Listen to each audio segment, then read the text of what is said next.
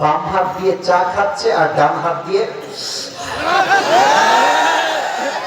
সাদা দাড়ি, মাথায় টুপি, দেখলেই মনে হচ্ছে আব্বাজান দুনিয়া সে নেই হ্যাঁ জান্নাত সে ভাগ কে দুনিয়া মে আই। মাশাআল্লাহ, খুব ভালো। কিন্তু আমার অবাক লাগলো, আমার আব্বাজান চায়ের দোকানে বসে বাম হাত দিয়ে চা খাচ্ছে আর ডান হাত দিয়ে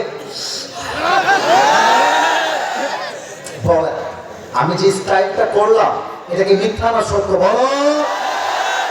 বিড়ির দোকানে বসে বসে কালকেই দেখবা, কালকে এই তোমাদের বাজারে বসে বসে বদনাম হবে, বিড়ি টানবে আর বলবে হুজুরটার নাম কি গো, এর বাড়ি কবি, কি ওয়াজ করলো, এগুলো এগুলো তো আমরা পছন্দ করি না।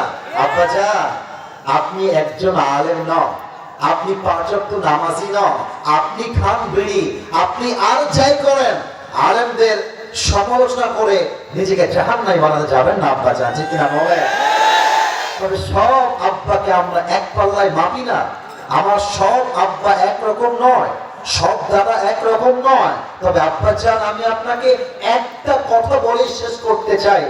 আপনি যখন চায়ের দোকানে বিড়ি টানেন, আপনার ছেলে আপনাকে বিড়ি টানতে দেখে ও হয় গাঁজাখোর, ও হয় গাঁজাখোর।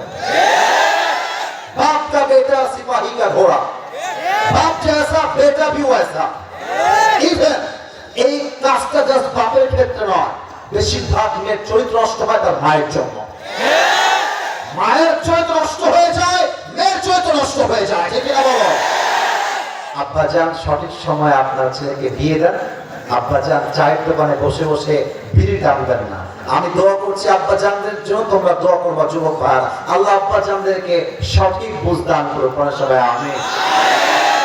এই তোমরা তো স্বার্থপর দেখছি, জোরে বলতে হবে আমি, আরেকবার বলতে হবে আমি।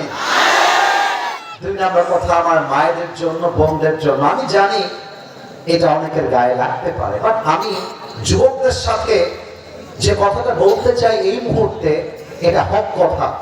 আর হক কথা বললে কে রাগ করবে, কে বেজার হবে, কে খুশি হবে, we don't care, we don't care. এক নাম্বার কথা, প্রিয় বোন আমার, বিয়ের সময় আসলে টাকাওয়ালা সরকারি চাকরিজীবী বুইরা টাকলাকে বাদ দিয়ে চরিত্রবান যুবককে আপনার বিয়ে করতে হবে। আমি মেয়েদের রুচি দেখলে পাগল হয়ে যায়, অবাক হয়ে যায়। এদের দিনদার পছন্দ হয় না, গাঞ্জাখোর বেশি পছন্দ হয়। বলো আমার প্রিয় বোন, আমাকে একটু দেখো তো তোমরা যুবক ভাইয়ের আব্বাজান না, এইটা আমার মুখে কি না, আওয়াজটা তারবের হয় না, এটার নাম কি? আমাকে পাম দিবেন না, সত্য বলবেন। আমি যে দাড়িটা রেখেছি, জুব্বা পরে আছি, ব্ল্যাক কালারের ব্লেজার পরে আছি, আমার যে দাড়িটা মুখে আছে, আমাকে দেখতে আনস্মার্ট লাগতেছে? এত আস্তে কেন আনস্মার্ট লাগতেছে? খ্যাত লাগতেছে? অসুন্দর লাগতেছে?